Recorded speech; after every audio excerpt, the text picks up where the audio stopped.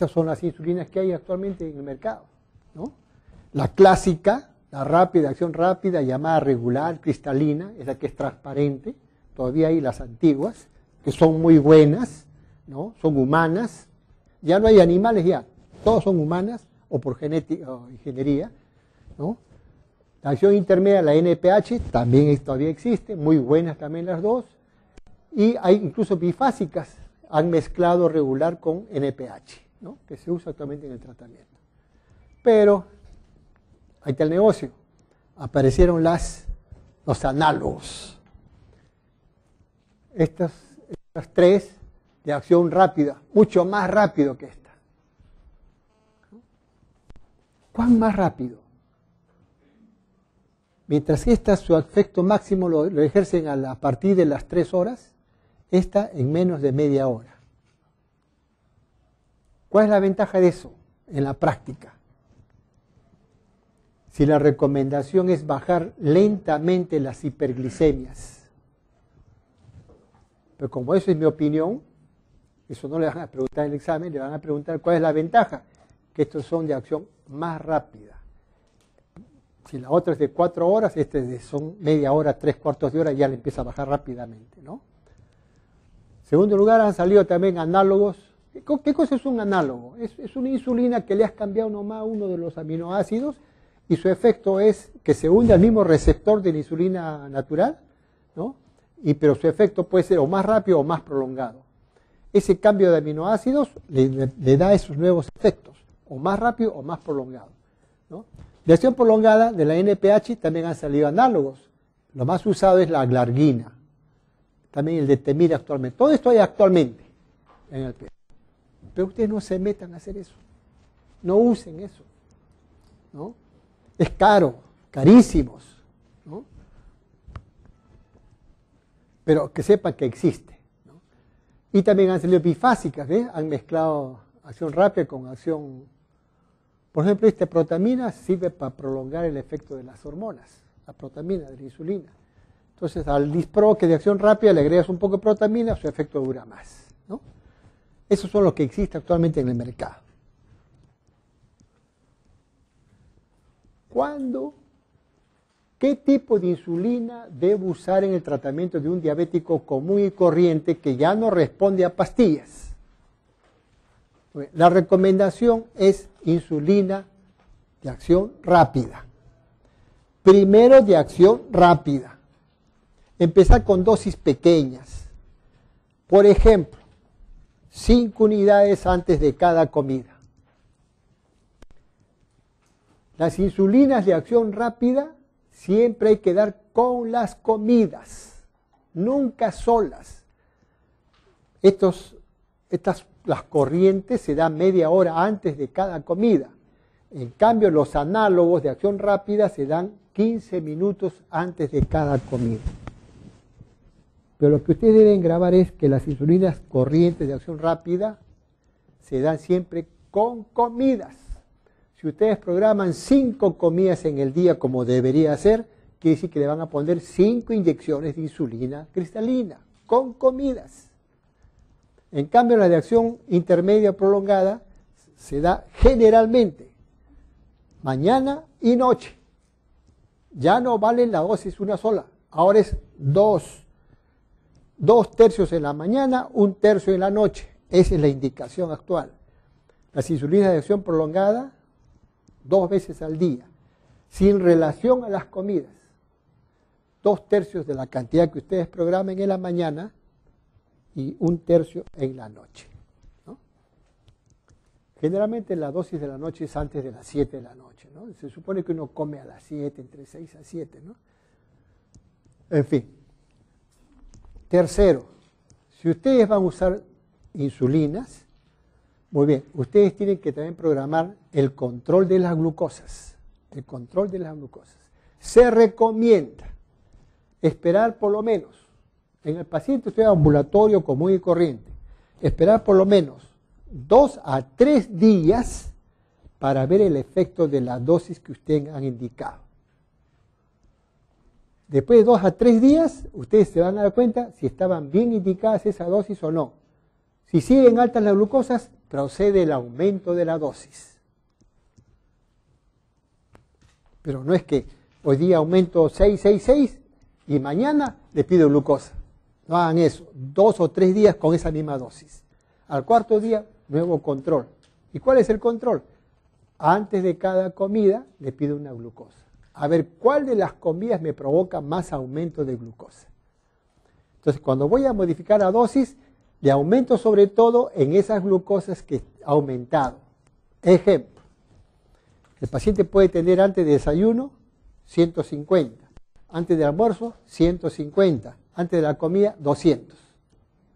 Y estaba recibiendo 5. Entonces, a partir del cuarto día le voy a dar 5, 6 o 7 unidades antes del 200. ¿Ve? Se aumenta donde aumenta mucho la glucosa. ¿Ve? Quiere decir que ustedes tienen que estar controlando sus glucosas cada 3 días. Y yo siempre digo lo siguiente, otra vez es yo, pero es que así lo hago yo. El cuarto punto es, tienen que estar al lado de su paciente. No confíen en el personal de enfermería, no porque sean incompetentes, sino porque están solitas viendo 40 pacientes, porque tienen un personal auxiliar que no está capacitado ni para poner insulina. Entonces usted tiene que controlar, llegan a su visita, vean el cuaderno de enfermería, a ver si han cumplido con la dosis, porque ahí pone ellos su check, y van a ver que se van a encontrar que algunos no le han podido poner por diferentes motivos. Y cuando estén ustedes más seguros todavía, llaman a la enfermera, que ha estado de turno. Oye, dame un favor, ponle las 5 unidades hoy día.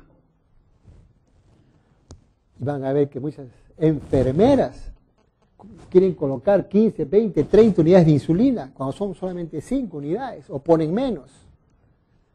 Eso significa estar al lado de su paciente. Ese es el cuarto punto que deben aprender.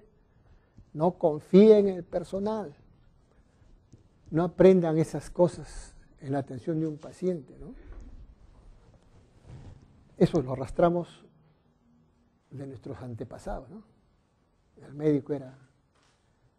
Ustedes saben la última de los médicos. El médico clínico se cree Dios. Se cree Dios. Pero el cirujano está seguro. Miren, ¿eh? La última de los médicos. No sé qué van a hacer ustedes, pero, ¿no? Pero los están mal, pues, ¿no? Ya, avancemos. Muy bien, esta es la complicación más frecuente, la cetoacidosis diabética, ¿no? Entonces, y el estado hiperosmolar, hiperglicémico e hiperosmolar, que antes se llamaba, ¿no?, coma hiperosmolar. Ninguno se llama ahora coma, porque la gran mayoría, más del 70%, no están en coma. Entonces, mal llamado coma hiperosmolar, ahora se llaman estado hiperglicémico hiperosmolar o cetoacidosis diabética. Todos dan la misma secuencia de síntomas. Grandes hiperglicemias, provoca diuresis osmótica, se pierde agua y electrolitos, hay gran deshidratación, disminuye la función renal y hay aumento de la osmolaridad. Todas. Eso no me hace la diferencia. Entonces ahí le dejo para que calculen cuánto se pierde de agua y electrolitos, ¿no? Estas dos posibilidades. ¿Que eso podrían preguntar? Perfecto, ahí les dejo, ¿no? En la práctica uno lo hace esto rápidamente, de la memoria, rápido, aproximadamente, ¿no? Pero cada uno pues es diferente, pero aproximadamente, por ejemplo, vi una cetoacidosis y yo sé que en promedio perdió 6 litros de agua. Ya está. Pero lo noto seco, arrugado, ojos hundidos, presión en 7. ¿Cómo va a perder 6 si ha perdido 10 litros? Esta es una cosa general, promedio, para que tengan una idea, ¿no? Es decir, el paciente que viene incluso caminando, lo examinan bien, no hay mucha deshidratación, pero ya perdió por lo menos 6 litros. Pero peor es la hiperosmolar, ¿no? Entonces ahí le dejo estas cosas. Diferencias bioquímicas. Miren, ¿desde cuándo empieza el diagnóstico de cetoacidosis diabética? Más de 250. Antes encontrábamos 280, ¿qué íbamos a pensar que era cetoacidosis? Pensábamos en un DCB, alcohólica, insuficiencia renal, ¿no? Ahora puede ser cetoacidosis diabética. Este es el punto de corte. 251 si quiere. Ya está. En cambio hiperosmolar, la gran mayoría tiene más de 600. Pero esto es importante. En otras partes ya dosan de frente estas cosas. Acá todavía no hacemos esto, ¿no? pH arterial, sí. Acá pongo arterial solamente para acordarme que es venoso. ¿Eh? Ahora se ha demostrado, ya ustedes tienen bastante literatura, no le he puesto ahí, creo que está en la próxima, que el pH sangre venosa es semejante, hay ligeras diferencias, pero desde el punto de vista práctico terapéutico tiene la misma relevancia, pH venoso o arterial. Así que si viene en el examen, hay literatura. Si quieren reclamar, reclaman. Yo les doy la literatura de estudios metaanalíticos. ¿Ya? Entonces, meterle la arteria es un arte, un procedimiento que hay que tomar mucha. Venoso de frente, como poner a la vena, sacan y hacen pH arterial.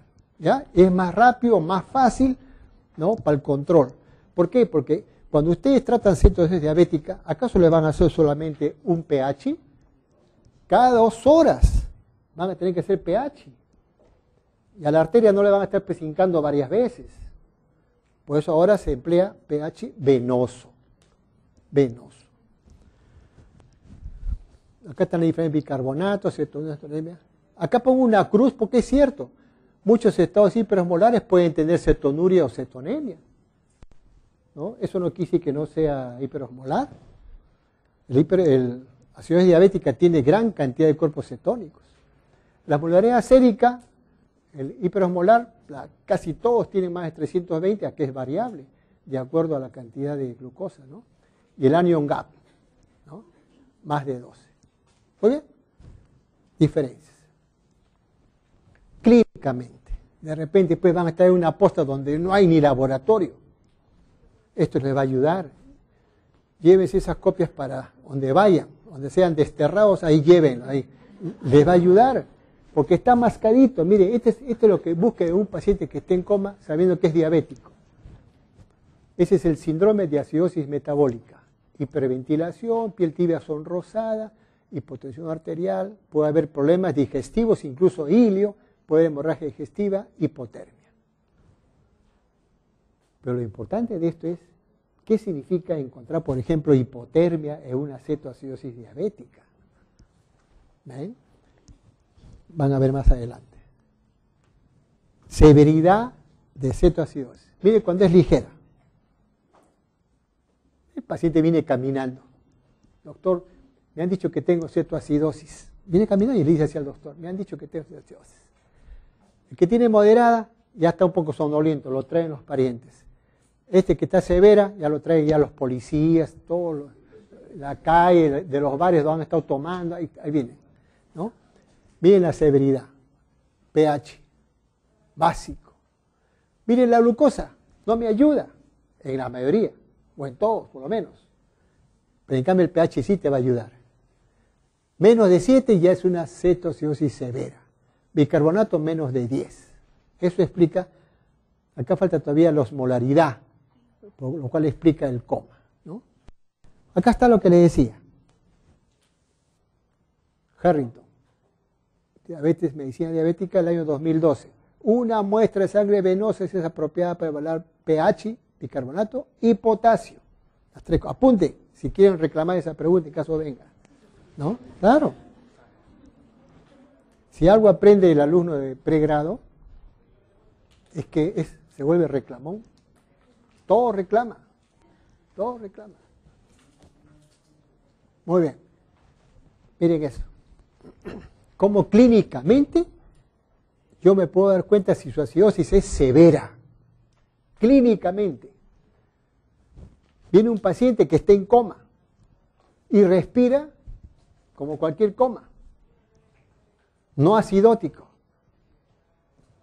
uno dice, esto es coma, pero no por diabetes. Porque si está en coma y si fuera por diabetes tendría que tener Kussmaul, ¿no? Esas amplias, ruidosas. Y nada, normales. Paciente, hipotermia o temperatura normal. Entonces el factor desencadenante no es infección, porque debería haber fiebre, ¿no? Un raciocinio simple. Hipercalemia, hiperfosfatemia. Esto sucede cuando es severa la acidosis, cuando tienen esto. No en todos, en muchos de ellos. Mira lo que dice acá arriba. Respiraciones no acidóticas al ingreso, que después del tratamiento empieza recién a aparecer la respiración acidótica. Llegan con respiraciones no acidóticas, ustedes lo tratan y más bien aparece la respiración acidótica. ¿Cómo se explica eso? Cuando el pH es menor de 7, en muchos pacientes bloquea el centro respiratorio, normalmente lo bloquea. Entonces este no responde a ese estado de acidosis. No se olviden que esa respiración acidótica amplia, profunda, no es que tenga problema pulmonar, es un mecanismo para neutralizar la acidosis, la respiración amplia y ruidosa. Segundo lugar, cuando hay acidosis severa, no se eleva también se bloquea el centro de la temperatura. ¿Ven? Hay más todavía. Bueno, esta es la clínica del estado hiperosmolar. Cursa con lo mismo, pero es más deshidratado. Y sobre todo, hay mayor compromiso del sensorio, mayor que en la acidosis diabética. Y esto, la tercera parte de estos hiperosmolares, que la mayoría son pacientes de la tercera edad, que ya tienen algún grado de arteriosclerosis, provoca hemiparesia o convulsiones, ¿no? Es decir, ya tenían cierta isquemia cerebral, llevadera mientras estén en condiciones basales, pero una vez que desarrollen gran deshidratación, ¿no?, con pérdida de agua y electrolitos, ya desarrollan síndromes de focalización. Esto se los dejo así para que lo tengan escrito, lo recuerden, ¿no? Mira, algunas variables que le va a interesar, ¿no? Ya mencioné que la hiperosmolar puede haber ligera cetonemia, pero no hay acidosis clínica. ¿Cuál es la acidosis clínica? El síndrome que mencioné de acidosis metabólica. Ese síndrome no hay. El diagnóstico clave de la cetoacidosis es la hipercetonemia. No es electrolitos, glucosa, eso no. El aumento de cuerpos cetónicos, y eso provoca acidosis. Hay un examen que todas las emergencias lo tienen, es un reactivo de nitroprusiato, ¿no? Ustedes sacan sacan sangre, centrifugan y le echan una gota del suero a un montoncito de este nitroprusiato y se pone un color grosella, más o menos violeta, grosella, algo así. Indica positividad, que hay cuerpos cetónicos. Eso me hace el diagnóstico de que hay cetosis. Lo malo, que el cuerpo cetónico, que es el más importante, el que más abunda, el que está más asociado al cuadro clínico, que se llama beta-hidroxibutírico, no es determinado por esta reacción del nitroprusiato. Este nitroprusiato me mide fundamentalmente ácido acetoacetato y acetona, que se desaparecen rápidamente de la sangre, del cuerpo, de la sangre sobre todo, ¿no? Pero me ayuda, ¿no? Me ayuda. Otras variables. Las glicemias no guardan relación con el grado de acidosis. ¿Ven? Por ejemplo, los hiperosmolares pueden tener 1500 de glucosa en sangre y cursan con una cruz de cetosis. O sea, no hay relación, ¿no? Segundo lugar, las glicemias pueden ser leves o normales, a pesar que está en cetoacidosis. ¿Cómo se explica eso? Son lo que se llaman factores de laboratorio que interfieren en el dosaje. Por ejemplo, cuando hay aumento severo de triglicéridos, bajan las glucosas. Interfiere con el dosaje de glucosa. Entonces, cada vez que tenga un paciente que esté en cetoacidosis, glucosa con 180, inmediatamente piden triglicéridos. Y lo tienen que bajar urgente esos triglicéridos, ¿no? O es un paciente que en el transcurso de antes de venir al hospital, un médico le ha puesto insulina. o el paciente, o alguien le puede insulina que le bajó la glucosa tan rápidamente que llega a la emergencia con 180. Son dos posibilidades para explicar esta discrepancia. Después, ustedes pueden encontrar gran leucocitosis. Es frecuente encontrar leucocitosis. Uno se pregunta, ¿es infección o no? Entre 10.000 a 15.000 puede ser debido a estrés, aumento de cortisol y epinefrina, por si acaso. Pero ustedes tienen que buscar un factor infeccioso. Busquen. Clínicamente pueden examinar todo el cuerpo y buscar un foco infeccioso. Si no, su radiografía, etcétera, etcétera, etcétera, ¿no? Pero no van a esperar que venga el resultado de un cultivo de orina, por ejemplo, ¿no? Ya se murió el paciente cuando venga al 5.º día el cultivo, ¿no?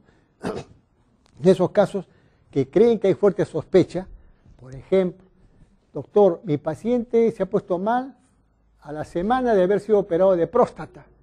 Ha estado cateterizado previamente la operación con unos 15 días.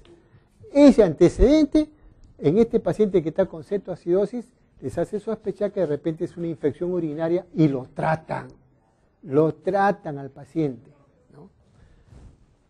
Pero puede ser infección, de acuerdo, pero no se olviden que también puede ser esto, que explica el aumento de leucocitos. 25.000 o más ya indica que hay infección y tienen que buscar. Si no la encuentran, antibióticos cubriendo todos los gérmenes. La mayoría de pacientes ingresan con hiponatremia.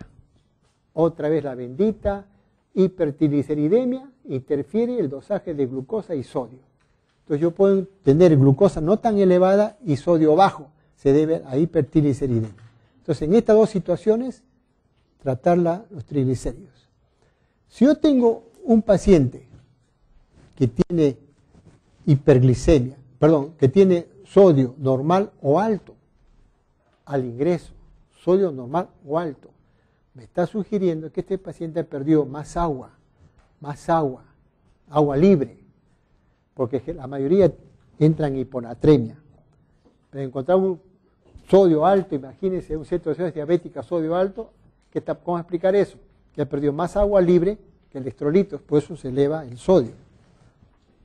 Un potasio normal o bajo me indica que hay una severa depresión del potasio corporal total. Esto es importantísimo, esto. La mayoría de potasio cuando vienen en cetoacidosis vienen con potasio alto, porque se sale el potasio de la célula. ¿No es que el paciente pierde potasio por la orina, por los vómitos, diarreas? Entonces, ¿qué hace el cuerpo para balancear eso? Saca potasio de la célula. Entonces, vienen los pacientes con potasio normal o la mayoría elevado. Pero aquel que venga con potasio bajo, me dice que ya no tiene potasio ni en la célula, ya no puede balancear ese potasio que está abajo. Ese es gravísimo. Por eso estos pacientes con cetoacidosis que tienen potasio normal o bajo, desde el inicio ya se le tiene que dar potasio. Así no orine, porque nos enseñaban siempre que el paciente si no orina no se le da potasio. En estos pacientes se mueren por la hipopotasemia corporal total y después va a orinar. Así que ya saben. Y acá les dejo, disculpen que esté en inglés, pero es el último algoritmo de tratamiento de la ADA, de la FDA, de la IDF, o sea, Federación Internacional de Diabetes y Asociación Americana de Diabetes. ¿Cómo se trata la cetoacidosis? En resumen, miren, primero lo he dividido en fluidos. El paciente puede venir en estos tres tipos de alteración: severa hipovolemia y ligera deshidratación. Muy pocos vienen así. Lo dejo para otro. Esto me interesa para ustedes. Si viene en severa hipovolemia, ahí se da cloruro de sodio al 9/1000. Apenas llegue, hay hipovolemia, 9/1000, 1 litro por hora. ¿Cuánto máximo? 2 horas o 3 horas. Depende de la respuesta del paciente, pero ya le ponen por hora 1 litro, prácticamente es a chorro.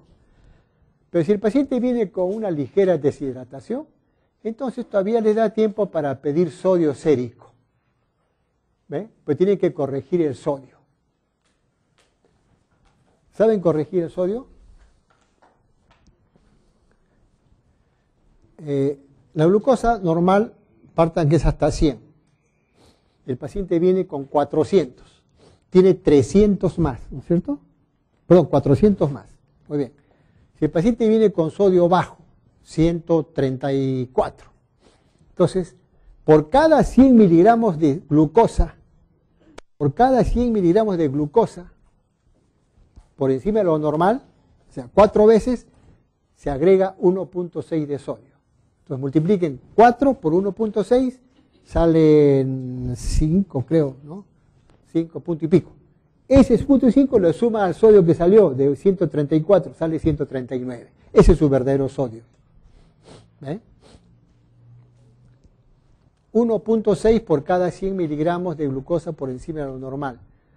Ese sodio lo agregan al sodio del paciente que obtuvieron.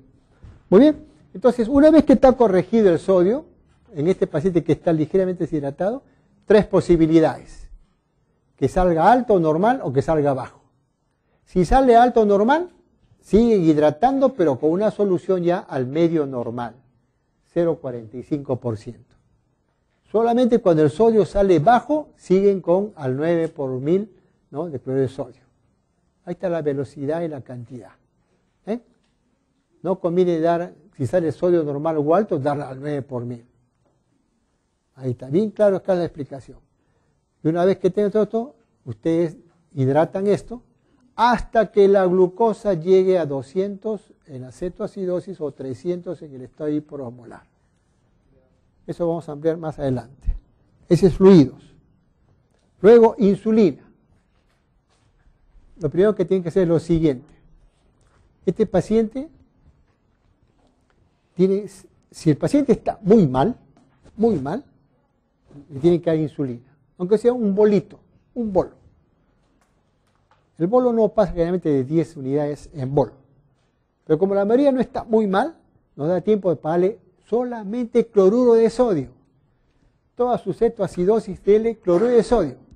No le entra bien insulina. En eso ahorita ya tiene el resultado de electrolitos. Ese cloruro de sodio que le han dado un litro en chorro, le va a modificar o le va a aparecer la verdadera cantidad de glucosa y electrolitos que tiene el paciente. ¿Ven? Lo otro es falseado. Entonces, después de un litro, nueva glucosa, ya no tiene 800, ahora tiene 600. Esa es su verdadera glucosa. ¿Ven? Pero si el paciente está muy mal, de frente insulina un bolo. ¿Qué cosa es un bolo? Esto que está acá. 0.1 unidad por kilo de peso corporal. El paciente mide 60 kilos, le dan 6 unidades de frente a la vena. Listo. Con eso ustedes ya se aseguran un control en 1 hora. Empiezan a pasar su cloruro de sodio. Si el paciente no está tan mal, primero le dan el cloruro de sodio y después sacan, ¿no?, la muestra para nueva glucosa. O sea, esto es lo que ustedes van a estar, ¿no?, se va a usar. Esto es lo que más se usa. Esto es lo que se llama, ustedes preparan una cloruro de sodio. Hay 2 formas, o separan el cloruro de sodio para hidratar y acá la insulina en otro cloruro de sodio, como quieran. O puede ser en una misma sola, en una misma frasco. El asunto es que ustedes ponen la insulina dentro del frasco de cloruro de sodio. En el primer chorro no le ponen la insulina, ese pasa chorro en 1 hora. En el segundo frasco ya le ponen la insulina, ¿no? ¿Cuánto le ponen de insulina? Esto que está acá. Otra vez, 0.1 por kilo por hora intravenoso en función continua. Es decir, esa mezcla de, vamos a suponer, 9 por 1000 más 40 unidades de insulina corriente, 20 gotas por minuto, me está pasando eso, 0.1 por hora, endovenoso. 40 unidades, a 9 por 1000, 20 gotas por minuto, me está pasando 4.6 unidades por hora. Ya está, infusión continua. Una vez que hacen eso, ustedes tienen suerte porque ahora hay aparatitos automáticos que la enfermera le calcula y ya pasa así lo que ustedes quieran. Usted le dice a la enfermera que me pase 4 unidades por hora. Saca su multiplicación en el aparatito y listo. Empieza a pasar, ¿no? Ya no se preocupan ustedes de eso. Cada hora su glucosa. Después cada 2 horas su glucosa. Electrolitos. Que siga pasando la infusión, ¿no? ¿Cuál es el punto de corte? Es el que más deben saber ustedes. Punto de corte, si está bien lo que están dando. Por hora hay dos posibilidades. Que no baje más del 10%. O que no baje más de 60 miligramos por decilitro la glucosa. Ejemplo, el paciente entra con 500 de glucosa en cetoacidosis. ¿Cuánto es 10% de 500? 50. Entonces, a la hora su nueva glucosa debe ser 450. 10%. O no más de 60, 440. Escojan el que quieran. Está a buen ritmo el tratamiento. Si la caída sobrepasa eso, bajan el goteo, porque la recomendación es que las glicemias en cetoacidosis deben bajar lentamente, y ese es el ritmo, no más de 50, 60 miligramos por hora, de tal forma que en 5 horas ya bajó 300, ya le pueden pasar a dextrosa ya. 5 horas. Bajar más rápido provoca edema cerebral. Es peligrosísimo. ¿Ya? Escojan. Otra vez, cuando la glucosa ya está en 200, quitan el cloruro de sodio y le pasan dextrosa. Y en estado hiperosmolar, el punto de corte es 300. ¿Ya? El potasio. Acá hay dos cifras. Miren, si está menos de 3.3, a todos hay que seguir con la insulina y darle 20 a 30 miligramos por hora hasta que el potasio sea más de 3.3. Decir en sangre menos de 3.3 de potasio, imagínense ustedes, sin tener cetoacidosis, le sale esa cantidad, recen. En cualquier momento hacen paro cardíaco, recen. Más a uno que está en cetoacidosis, ¿no? Entonces se le da potasio, así no orine, estoy diciendo. ¿Ya? Si el paciente le sale más de 5, es la única circunstancia en que no se da potasio. No se olvide que lo normal es de 3.5 a 5.5, ¿no? Entonces si sale más de 5 no le da. Si sale menos de 3, le da. O el paciente que sale entre 3.3 y 5.2. Siempre uno tiene mala suerte y nos toca estos pacientes. ¿Qué se hace acá? También se da potasio. ¿Ven? Acá arriba, ¿cuál es la diferencia con esto? Que acá se da por hora. Acá se da en cada litro de cloruro de sodio. Esa es la gran diferencia. ¿Ven?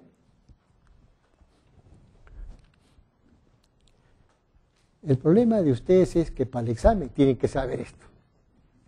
Pero en la práctica van a tener que leer o ver por lo menos 50 cetoacidosis y van a adquirir práctica. Ahí ya, todo es automático ya. Pero para el examen tienen que memorizar esto. Lamentablemente, ¿no? El bicarbonato. Mire, ¿cuándo se da bicarbonato? Cuando el pH sale menor de 6.9, que es bastante, ¿no? O sea, menos de 10. Perdón, el pH estoy hablando, menos de 7. Hay que darle bicarbonato. Y cada 2 horas hasta llevar el pH más de 7. Si sale más de 6.9, no se da bicarbonato. Mire, 6.9 es acidosis. Y moderada, ¿no? Moderada. Pero no se da bicarbonato. Si toman ustedes en cuenta el dosaje de bicarbonato, mire, 10 acidosis, más de 15. Si me sale 11, no le damos. ¿Ven? Entonces, para dar bicarbonato, más se toma en cuenta el pH, menos de 6.9.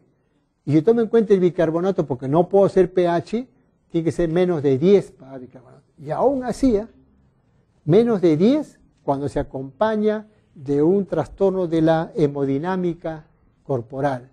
Es decir, hipotensión arterial, menor circulación, menor producción de ácido láctico, por mala circulación, ahí, y menos de 10 de bicarbonato, se da bicarbonato. Pero como ustedes van a hacer pH, a partir de ahora venoso, no hay problema, ¿no? ¿Cuándo sé que ya salió? ¿Cuándo le puedo decir al paciente, ya señor, ya no tiene usted cetoacidosis ni hiperosmolar, mañana pasado se va usted a su casa? Ahí están los criterios de resolución, en cetoacidosis y en estado hiperosmolar.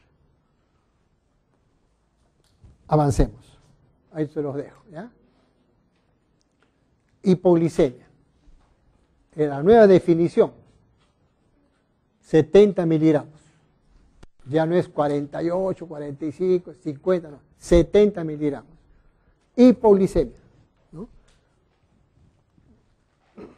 54, actualmente lo han dejado, que la que se acompaña de problemas clínicos, manifestaciones clínicas. Si yo tengo 68, yo digo que tiene hipoglicemia. Menos de 54, hipoglicemia clínica, sintomática. ¿Ya? Porque ese siempre era un problema, ¿no? El alumno, el internista, aplica matemáticas. Si lo normal es de 70 a 100 y sale 69, ¿qué tiene? Aplico matemáticas, hipoglicemia. Si lo normal es 70, pero no es así ahora, ¿no? Ahora, lo que tiene importancia clínica es si hay manifestaciones clínicas. De acuerdo a la cantidad de glucosa en sangre, son los síntomas adrenérgicos o síntomas de, ¿cómo se llama?, de alteración del sensorio. Por ejemplo, un ejemplo. Cuando empieza a bajar por debajo de 75, ¿no?, se suprime la secreción de insulina. Este es un feedback. El páncreas está atento. Menos de 75, a pesar que uno dice que lo normal es de 70 a 100, miren, vean sus laboratorios, 70 a 100 es lo normal. Pero se ha visto que a partir de menos de 75, ya el páncreas empieza a disminuir su secreción de insulina automáticamente, feedback negativo. O sea, el feedback no lo hace con 69, lo hace con 74 para abajo. Cuando sale la glucosa menos de 70, ya empieza recién la respuesta hormonal. Secreción de las hormonas que son hiperglicemiantes, hormonas y neurotransmisores. ¿Ves? Y cuando existe secreción de neurotransmisores u hormonas, se produce, mire esto: temblor, ansiedad, palpitaciones, sudoración, hambre, parestesias. Síntomas característicos de hipoglicemia. También vino en el examen, me acuerdo, y la respuesta era midriasis, ¿no? Y este aumento de catecolaminas se produce gracias al aumento de glucagón, epinefrina. Estas hormonas hacen aumentar esto. Cuando es menos de 60, ya empieza a tallar otras hormonas hiperglicemiantes, ACTH y cortisol. Quiere decir que las primeras hormonas que entran a la batalla hiperglicemiantes son glucagón y epinefrina y hormona de crecimiento. Posteriormente es ACTH y cortisol. Menos de 50 ya el cerebro se compromete y se agregan estos síntomas ya: confusión, incoordinación, visión borrosa. Y menos de 30, coma o convulsiones, ¿no? Esa es la clínica de acuerdo al nivel de glicemia. Ahora, este es un estudio enorme, del año 2010, donde la ACOR, es un estudio grande de otras cosas, pero uno de los brazos era esto. ¿Cuáles son los pacientes que tienen alto riesgo de hacer hipoglicemia? Porque ustedes van a leer cualquier cantidad de causas de hipoglicemia, cientos de causas. Cientos de fármacos que han atribuido efecto hipoglicémico. Después van a ver el metaanálisis. Factores de riesgo. En este metaanálisis, fíjese, las mujeres son más susceptibles, los ancianos, pacientes que reciben insulina, ciertas etnias, diabetes de larga duración. Todo diabético crónico es más susceptible a hacer hipoglicemia. ¿Ya? Pacientes que hacen neuropatía diabética y disfunción renal pueden hacer hipoglicemia. Y escasa educación. Esos son los pacientes de alto riesgo para hacer hipoglicemia. Son más susceptibles a hacer hipoglicemia. Clasificación. Ay, me la han prestado eso. Más detalles. Tengo que apretar no sé cuántas veces. Pero eso le gusta a los escuchas, le gusta eso, ¿no? Estamos jugando ahí, Nintendo, ¿no? Mire, yo tengo un paciente que diagnostico hipoglicemia. Tengo que echarme ahora a buscar la causa de la hipoglicemia para evitar que se repita. Una clasificación para mí, bastante práctica, es esta que dice que es de ayuno. ¿Es de ayuno o no es de ayuno? Esa hágase la primera pregunta, ¿no? Lo primero que tiene que preguntar si el paciente es diabético y si usa hipoglicemiantes orales o si usa insulina. Es lo primero que tiene que descartar. Si le dicen que no es diabético, ahí viene el problema. Ahí viene el problema. Si es diabético, es la causa más frecuente de hipoglicemia en diabéticos en general, insulina a la cabeza y pastillas en segundo lugar. ¿Ve? Muy bien. Si no es diabético, entonces hay fármacos que tienen efecto hipoglicemiante. Pero estos fármacos hipoglicemiantes no ejercen su efecto en cualquier momento. Escoge los pacientes que son desnutridos, los pacientes que tienen insuficiencia renal, los que tienen insuficiencia hepática, los alcohólicos. Ese grupito de pacientes, un fármaco que tiene efecto hipoglicemiante puede ejercer este efecto. O sea, no es cualquier paciente, cualquier persona que toma un fármaco le puede provocar hipoglicemia. Entonces, ¿cuáles son los pacientes que son muy susceptibles a hacer hipoglicemia? No diabéticos, susceptibles de hacer hipoglicemia. Ya les he dicho, los desnutridos, los pacientes con insuficiencia renal crónica, insuficiencia hepática, los alcohólicos, ¿no? Etcétera. No sé cuál más he dicho, ya me olvidé. ¿Ya? O es un paciente que ha hecho hipoglicemia después de comer. No inmediatamente, a la hora, 2 horas, depende. Eso se llama postprandial. Felizmente esos son trastornos funcionales, que tienen un vaciamiento gástrico acelerado, ¿no? Y ahí la secreción de hormonas hipoglicemiantes, insulina, GLP-1, etcétera, se secretan rápidamente en grandes cantidades. Pero como el alimento pasa de frente, ¿no? Incluso se puede eliminar, queda insulina todavía, ¿no? Y eso puede provocar hipoglicemia. Son las postprandiales reactivas. Hay mucha insulina en forma relativa comparando con la cantidad de alimento, ¿no? Nosotros en niños, la alimentaria, por ejemplo, pacientes que han sido gastrectomizados. Estos pacientes que tienen cirugía bariátrica también, que algunos de ellos son gastrectomizados, ¿no? O casi todos, no todos. ¿Ven? Les puede hacer hipoglicemia, un efecto adverso de la cirugía bariátrica. O la llamada funcional, que hasta ahora no se conoce por qué es el motivo. Por ejemplo, la llamada hipoglicemia tardía. Pacientes que hacen hipoglicemia a partir de las 4 horas de haber comido. 4 horas, 5 horas de haber comido, hacen hipoglicemia. Es la llamada hipoglicemia tardía. La mayoría de estos pacientes terminan desarrollando diabetes mellitus, la hipoglicemia tardía, 4 o 5 horas después de haber comido. La mayoría termina desarrollando diabetes mellitus. Es una forma. Lo más importante es la primera, es lo que quiero que grabe, la primera. Ahí está la primera. Hipoglicemia de ayuno indica, ¿qué le puedo decir? Indica gravedad, digamos. Gravedad. Peligro. Por ejemplo, un paciente que tiene insuficiencia suprarrenal, que tiene insuficiencia pituitaria, insuficiencia renal, insuficiencia hepática, que son órganos que producen glucosa. Si se enferman, ya no producen glucosa. Entonces, si este paciente recibe por A o B hipoglicemiantes, antes que se enfermen esos órganos, no pasa nada. Pero si se enferman esos órganos y sigue tomando esas pastillas, le va a provocar hipoglicemia. Porque no tiene los órganos que provocan hiperglicemia compensatoria, ¿no? Por ejemplo, a un paciente ustedes le dan insulina, diabético, pequeñas dosis, perfectamente controlado. Glucosas entre 110 y 130, perfectamente controlado, varias semanas, meses, años.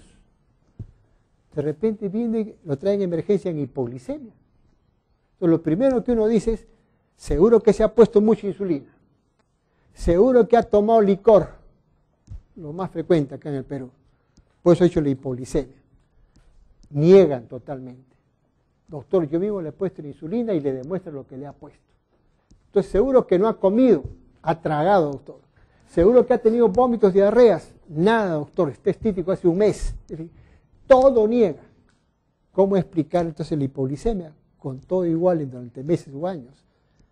Pensar primero, insuficiencia renal, insuficiencia pituitaria, insuficiencia hepática, etcétera. Falta de hormonas, hiperglicemial.